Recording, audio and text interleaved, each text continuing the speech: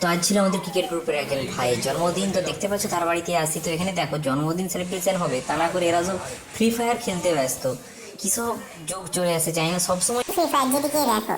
আর এখানে যার বার্থডে হবে সে বার্থডে বয় সব কিছু সাজাচ্ছে, কি অবস্থা। তার বাড়িতে এসে একের পর এক কে উপরে উঠে কে নিচে এসব করছে।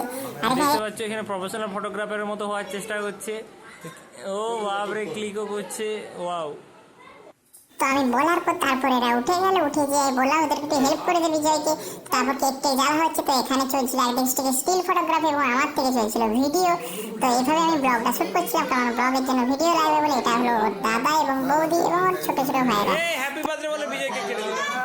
এই মাগো, এটা কি হচ্ছে? কেউ কেন হ্যাপি বার্থডে বলছে না? আমি কতবারই বলছিলাম ওরা কেউ কেন বলছে না? কি বাবা রে, ছি ছি ছি ছি।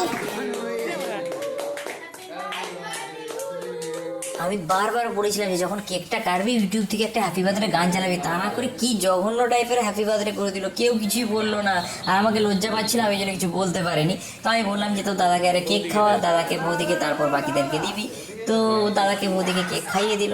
খাইয়ে দেওয়ার পর তারপরে এদের চলছিল আলাদা রকমের সেলিব্রেশন। তো সেটা তোমরা দেখো দেখো অবস্থাটা কি চলছে। স্নো স্প্রে নিয়ে এসে, স্নো স্প্রেটা যেটা আমার একদম পছন্দের জিনিস, বাজে জিনিস, স্নো স্প্রে নিয়ে এসে চারদিকে উড়িয়ে গোটা বাথরুম বইয়ের গায়েটা একদম চারদিকে ভর্তি করে দিল। আটটা থেকে ভিডিও শুরু হচ্ছে, এখানটা থেকে ছবি তুলে দাও।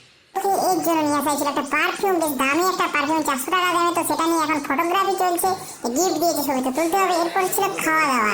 তো দেখতেই পাচ্ছ এখানে সবাই খেতে বসে গেছি। ভাত অলরেডি দিয়ে দিয়েছে, বেশি কিছু নেই, গ্রসারি খাওয়া দাওয়া। এবং খুব রান্নাটাও যে করেছিল খুব ভালো রান্না হয়েছিল, বিশেষ করে মাংসটা। তো প্রত্যেকের সাফিসিয়েন্ট মাংস এবং তার সাথে ছিল আলু ভাজা, দই নয়, পায়েস, পাঁপড়, মিষ্টি, চাটনি। বাট আমি খাইনি, এখানে সমরে দেখতে পাচ্ছ কতটা পরিমাণে খাচ্ছে। তো যারা খায় তাদেরকে আমার একটু বেশি ভালোই লাগে, অসুবিধা নেই।